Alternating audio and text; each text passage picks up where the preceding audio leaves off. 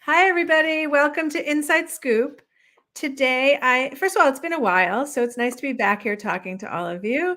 And today I'm here with Catherine Pearlman, who's a social worker and a family coach and has a book coming out, I think next week. It came out this week, Tuesday. Oh, it came out this week. Yep. Great. Mhm. Okay, so it came out 2 days ago, called First Phone, A Child's Guide to Digital Responsibility, Safety, and Etiquette. And it's a great book. It's written for your kids. I enjoyed it. And I know that I know that it's called First Phone, but I actually think if you haven't done this before, this is a great exercise to go through. It doesn't have to be a 13-year-old, because I really read it with a lens toward, gee, I could do a lot of these things now, even after that time. So thanks for giving us that resource. Yeah, thank you. I hope it's helpful. Yeah, no, I think it really is. And it's written well to kids, but I think it's helpful for adults. So you spoke with a lot of kids. What would you say their hardest challenges when it comes to their phone? I would say being constantly connected to their social life, I think, is taxing. And, when we were growing up, we'd go home after school and there was a social break, there was a respite. And I think that that has a toll. And then also social media, I think, is something that they're attracted to, like electricity, but it also is something that, they see their friends doing things that they can't do.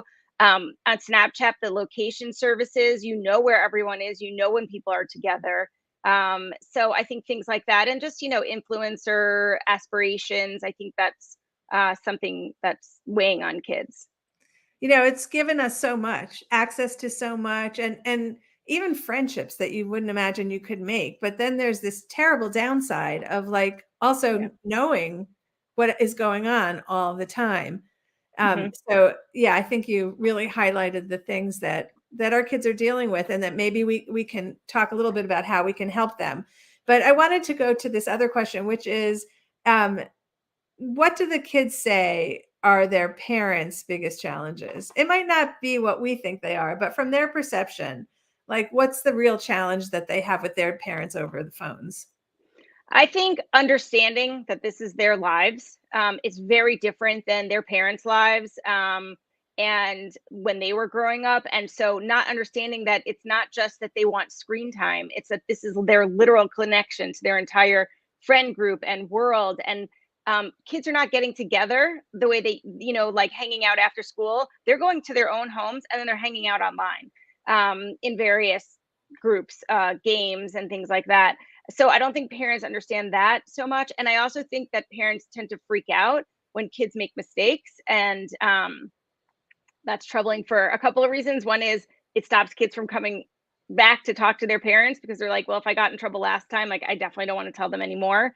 And also, they feel bad. But I think, adults make plenty of mistakes with their phones and digital life. I know of an influencer recently who lost $10,000 on a scam.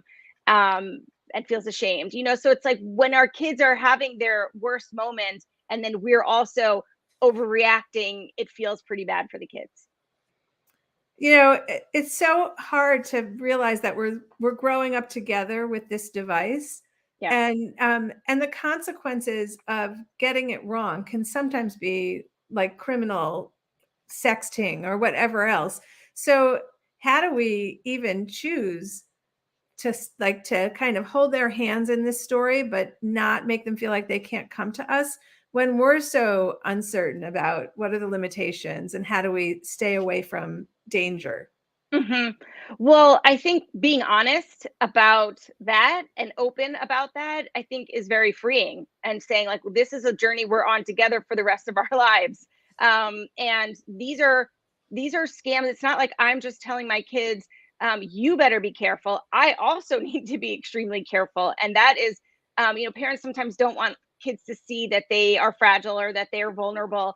But I think in this case, it does help so that kids can be open. And then also, new scams are coming up. I use the news all the time with kids to sort of say, like, it's not just me saying, like, oh, you better be safe. Look, here's an actual example from our community that something that happened.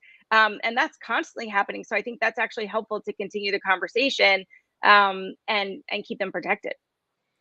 So one of the things you talk about in the book is like we all know when we feel hurt how with someone else's technology.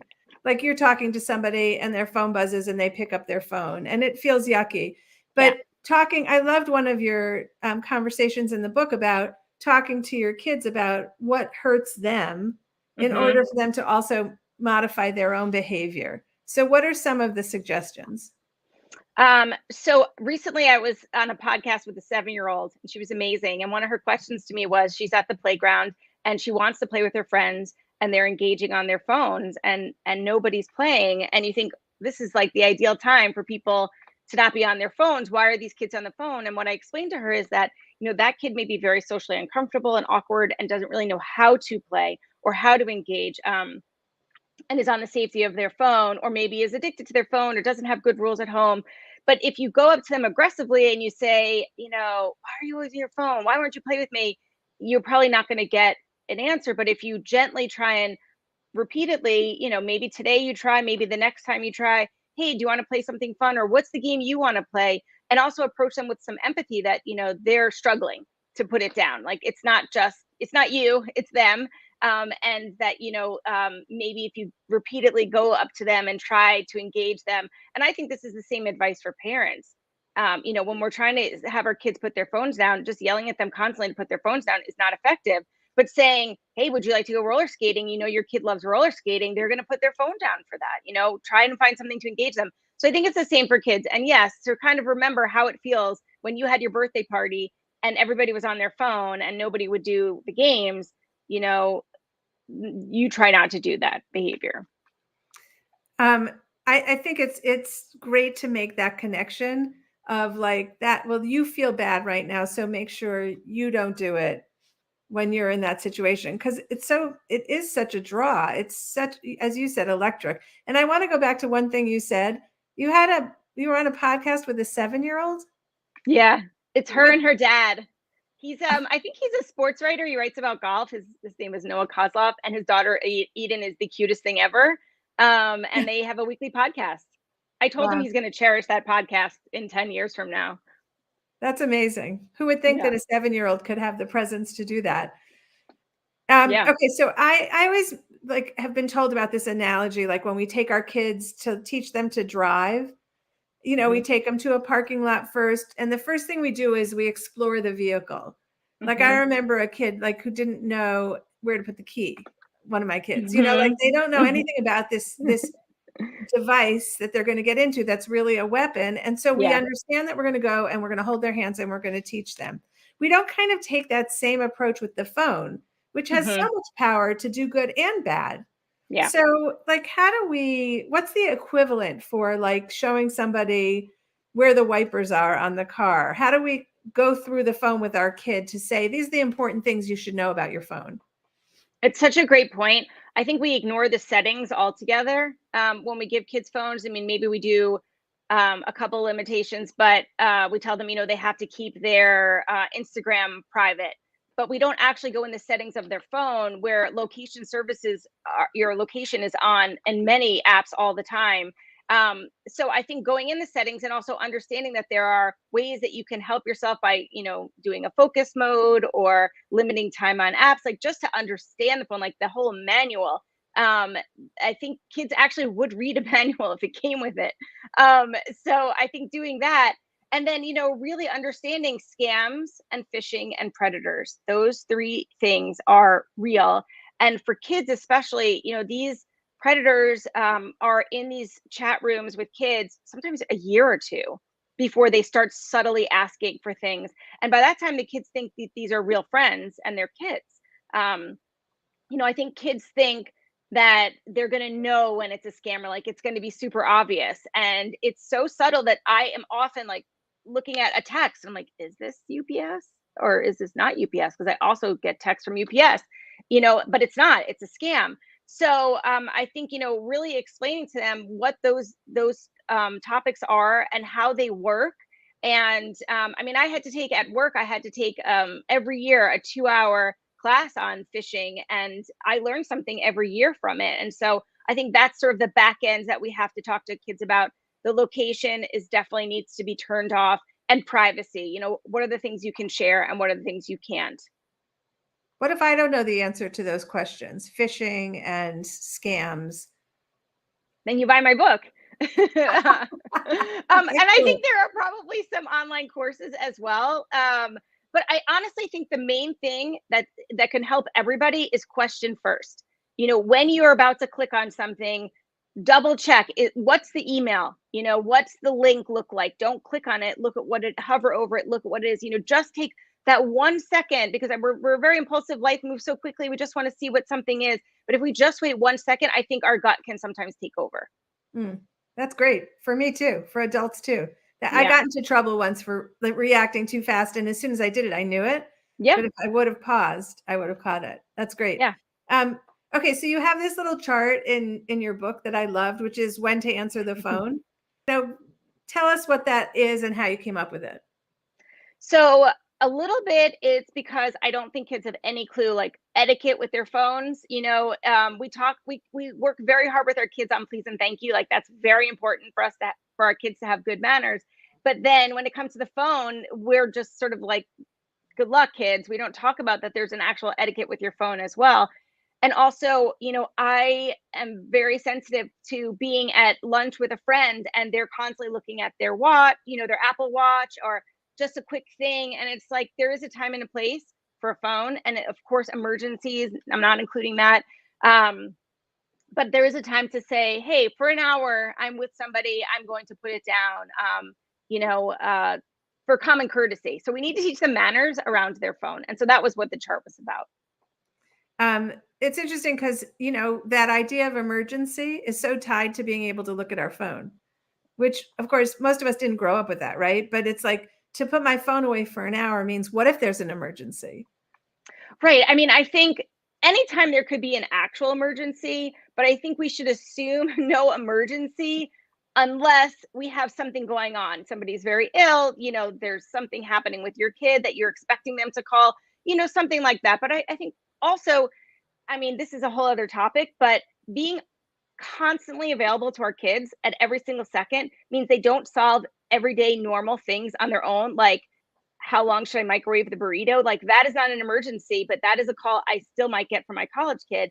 And I think that is from being very connected for a long period of time, and being readily available. Sometimes letting people just leave a voicemail or figure something out in that moment is not a bad thing. I saw that in my life a lot where I couldn't get to a call. And then maybe 5 hours later, I'd remember and it was resolved, which wouldn't have happened if I'd been able to pick it up beforehand. So even Yeah. plotting that isn't terrible. Right. Exactly. Okay. So, they're on their phones so much. We're on our phones so much. I've Yeah. started to notice when like too much social media is actually pulling me down instead of up. Yeah. So how do we convince our kids that, because we might see it in our kids, we might recognize in our kids, like it's their mood is down. And yet like we can't get them to get off social media if that's the Hmm. thing. Hmm. Is there a way to have that conversation with our kids where there's some kind of phone detox that's set in place? So I think first I like to explain to kids that I'm not just saying there's too much screen time for the sake of saying too much screen time. Like there is a lot of research that's coming out about the effects of social media, especially for girls. And then we know also just the amount of time kids are spending on screens that also has a negative correlation to anxiety, depression, all kinds of negative outcomes in school. So just kind of showing kids some of the research actually can help them understand why this is important. And also like even just basic stuff, kids maybe aren't in touch with emotions as you are. So you say, oh, I'm feeling kind of icky, I should put this down, or I should limit this, or I should unfollow this person. But that's the kind of stuff we have to go through with them often, and maybe do their social media with them when they're younger. By the time they're late teens, we've missed the boat. But when we're younger, we can sort of build those muscles up a little bit where we say, oh, I see you're following this person. They post a lot of expensive items. How does that make you feel when you see that stuff? The kid might say, that's so cool. I like to see what she has. Great. Or the kid might say, I wish I had some of that stuff. And that's a great conversation to have. or you see a bunch of friends hanging out on a date you weren't invited on, oh, how does that make you feel? I've had it where I thought my kid would be very upset by something and she wasn't. So you have to kind of go in with an open mind. And things I thought would be no big deal were the things that were a big deal to her. So I think it takes time to kind of build up those muscles for kids so they can realize that it's having an effect on them. Yeah, I have found that often that I'm not a good gauge of what's having a stronger impact on my kids. So I think that's such good advice. Okay. We talk about this a lot, having a digital contract with our kids. Do you think that's really important? I think it's important, but not necessarily for all the reasons that seem obvious. The number one reason why I think the contract is important is it's a conversation starter. It's a way of having a discussion about our expectations and the dangers and how to be responsible and safe and all of these things. And I think without the contract, a lot of parents would miss that moment. So I think there's that. And I think it's to have shared expectations for what we expect for you. What are the rules in this house? And if you can set that up in the beginning, a lot of parents, I recommend that kids don't sleep with their phones. And a lot of parents say, well, what should I do now? They already are. So I think it's never too late to make a change, but it is certainly easier to do it from the beginning and say, this is the rule. We are not changing this rule. And maybe years from now, you decide something changes. But I think it's easier to implement rules, even just some basic ones, if it's written up front and followed in the very beginning than it is later on. So should we have our kids' passwords for their phone? I think for younger kids, the expectation should be, I will be in your phone and I am not punitive. This is all about learning and education. And then I have to really follow up on that and be very calm when I'm approaching my kid and thinking with like an education lens instead of being shocked or horrified by something that they've done. But I think, kids are getting their phones generally between 8 and 11. Absolutely, parents need to have their kids' passwords and they need to be 100% in their kids' phone. Sometimes when they're awake and they know we're in their phone, we should be doing it with them. And then sometimes when they are not expecting it, we should be in there and seeing it again with keeping them safe and educating them. But I think by the time kids are 14, 15, 16, I think that there should be an expectation of privacy. And I mean, I know my kids' passwords, but I don't go in there. And I don't think parents should unless that there was a very specific safety reason. And then you should really be talking to your kid about that anyway. But I think it really affects your relationship with your kids when you see what's going on. I say this in the book, but you can't unsee something. And parents, you do not want to see the way kids are talking to each other and what they're, texting each other.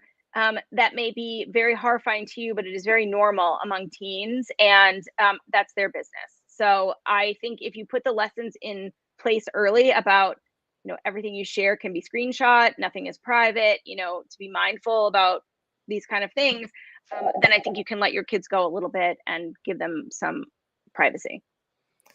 Privacy is such a funny word because there is a little bit of a feeling on, even though it could be on social media, that only the people you want to see it are seeing it. And Right. we totally know that's not true. It's kind of like thinking in your car that no one can see you from the outside. All the people picking their nose in their car, they don't realize someone is Always. watching. Yes, exactly. So, Yeah. how do we convince them? Like, if you tell a kid, like, that's private, you shouldn't have put it out there. They're thinking, but I was private about it. So, is there some kind of litmus test we can give to kids, like what should go up and what shouldn't go up? So something that they would be proud to show their grandparents and their principal can go up. And if that's sort of my litmus test to teach kids, because they can feel some great shame when it comes to something like that, or would they be happy with it, going around school? And this is where I think news and documentaries. There's a great documentary out on Netflix about some website that was stealing that actually got into people's accounts and stole naked pictures of themselves that weren't even shared and put them on the internet and refused to take them down. Using what's actually out there is so much more instructive for kids than us telling them, this is your boyfriend now, and you think that you're really safe and he loves you and he's not going to share that picture. But, in 5 years, you might be dating his best friend and he's very angry and he decides to share that. And that happens. So we can tell that to kids. I don't think that resonates as much, but I think news, documentaries, actual consequences that they can see, I think they remember that. So do you remember the name of it was a documentary? Yeah, it's a documentary, just came out on Netflix. And I don't know what the name of it is, but I'll try and look. We've got Jessica in the background. She'll tell us the basic theme.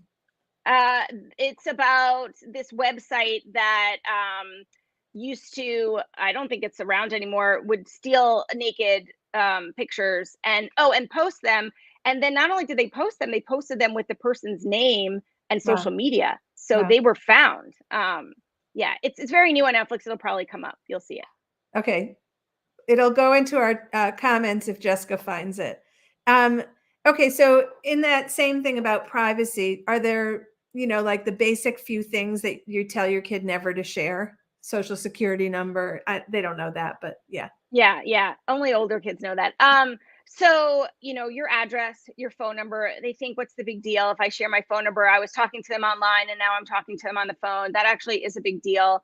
And your address, where you live, and bank account information. And believe it or not, kids share that because they are downloading a game, something doesn't go right, and then they get a text and they think that's related, or they're trying to buy something like underground, something that somebody's offering them within a game, and so they're sharing their bank account information. So nothing that has to do with money, nothing that has to do with your person, your home, your school, your birth date. I try and explain to them that these are all identifying information and why they shouldn't share it, and how you might think, well, what's the big deal if I share my birthday one time? But that same person is paying attention, and in a year from now, they may ask you, what's your zip code? Oh, where do you live?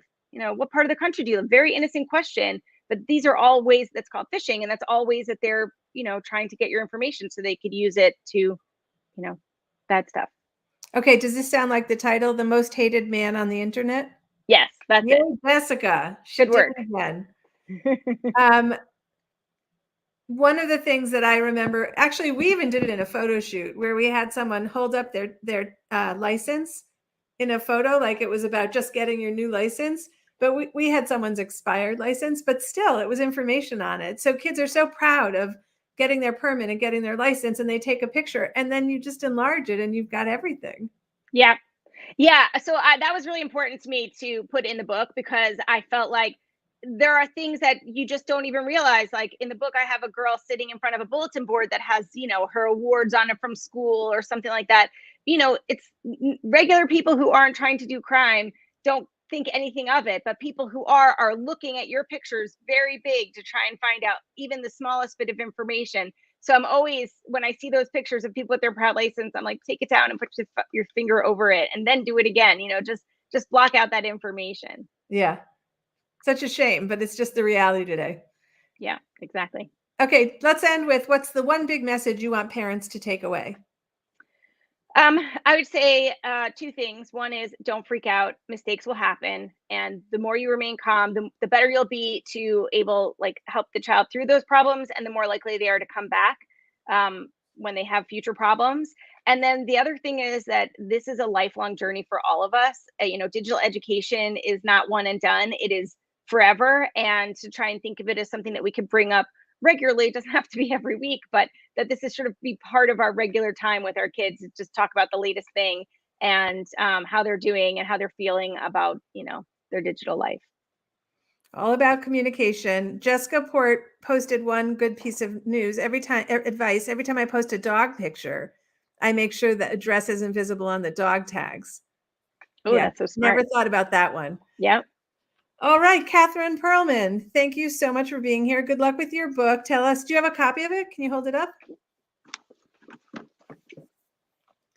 First phone. There you go. I found it really valuable. And I don't have kids that age anymore. So I would say buy it and leave it somewhere where your kid's going to spot it. Let them just pick it up. It's very engaging. It's interactive. So great book. And thanks for Thank being here you. with us. Thank you so much. I appreciate it. This was fun.